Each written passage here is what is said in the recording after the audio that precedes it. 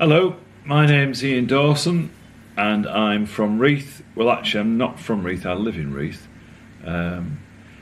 That's where last year our whole house and family were affected by the flooding. We live near to a river called the Arklebeck. It's an offshoot of Swaledale in Arkengarthdale, and the river and the land around it rose, or the water rose, to about 11 to 12 feet above normal. And in that case, it came in through the back door and went out through the front door. We were not in the property at the time, so we were spared that sort of horror. We were down in Cornwall on holiday, but within about 12 hours we were back and we could see the damage that had been done. Flooding has been a problem for years in this area, not to the extent that it was last year, but flooding happens to a small extent 2-3 times a year. Depends on how much rain we get, obviously. Sometimes it's worse when snow is melting and it's raining at the same time. The rivers can rise by 1 metre to 1.5 metres, and the Arklebeck, which affects us more than the Swale, that can rise 3-4 feet, and in doing so it floods some of the surrounding land, but normally doesn't affect anybody's property, certainly not their buildings where they live. It seems to have got worse over time. It's more frequent, and when we look at what's happening in terms of the weather, we can see what's forecast, and sometimes what's forecast is accurate and sometimes it isn't. We also rely on the Environment Agency's flood rivers levels, and that's quite useful. There's a website, anybody can access it, and on that website you can see a chart, a graph of how the river has been flowing and the depth it's been flowing over the past 3 days. And I think, to be fair, since that facility's been available, so we've been able to watch that graph and chart what's been happening, I'd say that more times than not, that chart shows a rapid increase in the depth of water. There is a monitor station just below the bridge that supplies the main road into Reeth, and that monitors the depth of the water. And over a period of maybe 1 hour to 2 hours sometimes, the river can go up by 3 to 4 feet, so over 1 metre. And that's quite a quick rise in depth. And from what I understand from the people that used to live here years ago, it wasn't the case that the river rose so quickly. Yes, it would rise, but not at the speed that it does now. In terms of responses to that, well, I can't see that in the 27 years that I've lived here that the responses have been much different. Yes, the river responds differently, but response in terms of people who live here, the local authority, there hasn't been much of a change. The one thing that has changed over the past 2 years is that the Environment Agency has been more proactive, and I'm now a flood warden, volunteer flood warden. So in that sense, there is a slight increase in response in terms of human activity, but otherwise, no, I don't think it's any different. In terms of measures to prevent this sort of thing happening again, so resilience measures, there are none in our home or on the outside of our house. There's been very little work done to prevent it happening again, other than the river was dredged, if you like, not long after the flood last year. A local contractor spent quite a bit of time with a very large machine pulling out stones to the edge of the river and therefore making the channel deeper. So that's good. Not sure it's positive for everybody. There have been complaints further downstream that because the river now runs more quickly, and it's easier to flow, then there's been a bit of an impact lower downstream. And that might be true. It's hard to understand and to... the course of the river upstream has changed a little bit, but some of the tributaries to the river, they've changed, they've moved position. Well, certainly the water, now it flows, has moved in terms of its position, has changed. Sometimes it's slowed and sometimes it's got faster. So that's had an effect. To go back to the measures that we could take on our house, we're currently looking at using a company called EnviroFloods, and the guy who's sort of in charge of that is Gordon Campbell, and he has been out and carried out a survey on the house, and he's looking to provide us with a quotation based on producing barriers for the doors and the windows that were affected this time. I'm looking at building barriers that are slightly higher than what we regard as the maximum height of last year's flood. So that's to prevent overtopping of the doors and some of the windows. I don't think it's going to be cheap.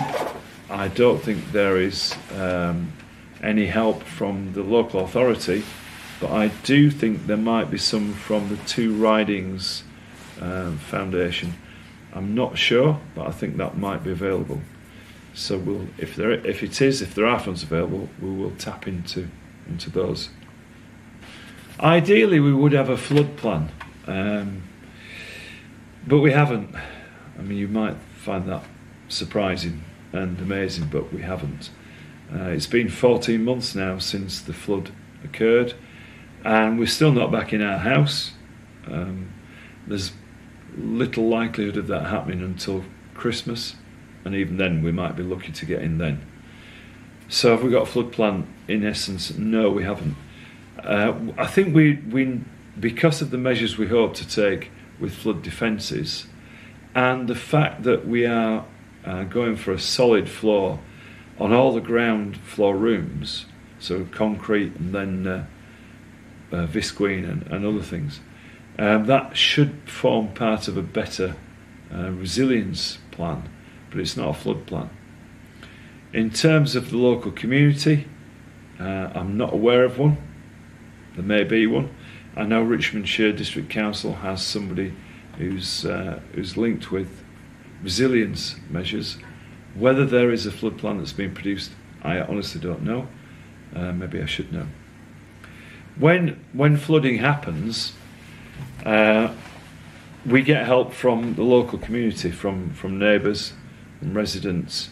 The fire service, we're fortunate in Reeth to have a standby crew, and they came and helped last year, but mainly it was local people, and we didn't really have to turn to them, and we couldn't because we weren't here at the time, but they just turned up and they helped, which is great. I mean, you can't do much better than that. The river itself that runs past the house is managed by the County Council, so North Yorkshire County Council. The Environment Agency, I think, are responsible for the River Swale, but not for the Arklebeck. So if we had to turn to anybody, it's local people, fire service and North Yorkshire County Council.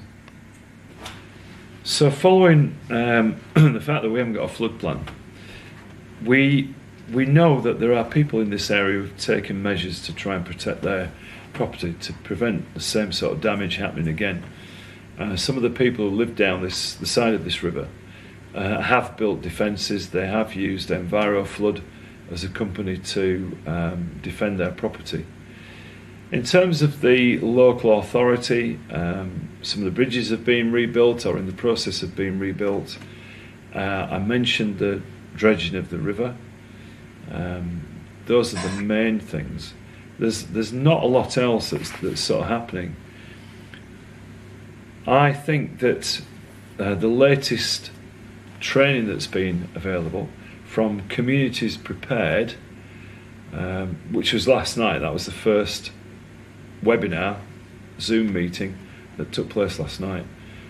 That's good. I think there are 5 or 6 meetings that are planned over the next 5 or 6 Wednesdays. And that was an introductory meeting last night. And it's all to do with being more resilient, and particularly for those of us who are involved with floods and have been affected by floods and who are flood wardens. So there's a lot to take in. It's not all self-help. I don't think there is a flood group in this area. Maybe I should be doing something about that. But some communities do have those. I know the Calderdale area is quite an active membership. There's a lot of people involved. But in this area, population is not very big. It's quite transient. There are a lot of people that move in and out. It's holiday cottages, so people aren't here for very long. And I think it's fair to say there are a lot of people who are of an age where they maybe don't want to get involved, or where they could do less than they could do years ago. So it's a bit of an issue, but things are happening, but slowly. So you might say, well, someone would say, why on earth do you live here? Why not move? Well, when we moved here 27 years ago, flooding was a risk. Obviously it still is. But at the moment we'd rather stay and be better prepared. And to anybody who's living in an area that is deemed at risk, I think you're probably going to be either prepared to do something about it, or you've got the money to accept that you can sort things out should and when they happen. My advice would be to get as well prepared as possible, both physically in terms of defences, so that's barriers and stone walls that might deflect water. Try and get your parish council to do as much to help as possible. If you've got local landowners that can influence the route or course of water legally and environmentally, then I ask them to do that and get involved with them.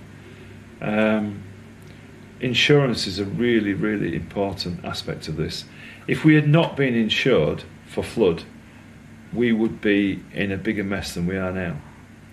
There are people I know personally in this area who had no flood insurance, and they've had to dig into their own savings and possibly take out loans. So advising people to put physical barriers up and to work with other people is one thing, but one of the most important things is to make sure you are insured. If we had not been insured for this incident, and that's insurance for flood, we would be in a worse mess than we are now. Our damage is going to work out somewhere in the region of £150,000 or more. It's not something that we could afford to cover, and I'm sure many people in our position would not be able to do so either. So make sure you are covered for flood damage. We had to look for an insurance company that was involved in the flood scheme, and I think that was something that David Cameron introduced a few years ago. And that's pooling of insurance money that helps insurance companies pay out on any claims. So I can't really emphasise it more than I have done. You need to get yourself insured, unless you've got pots of money or some very wealthy relatives.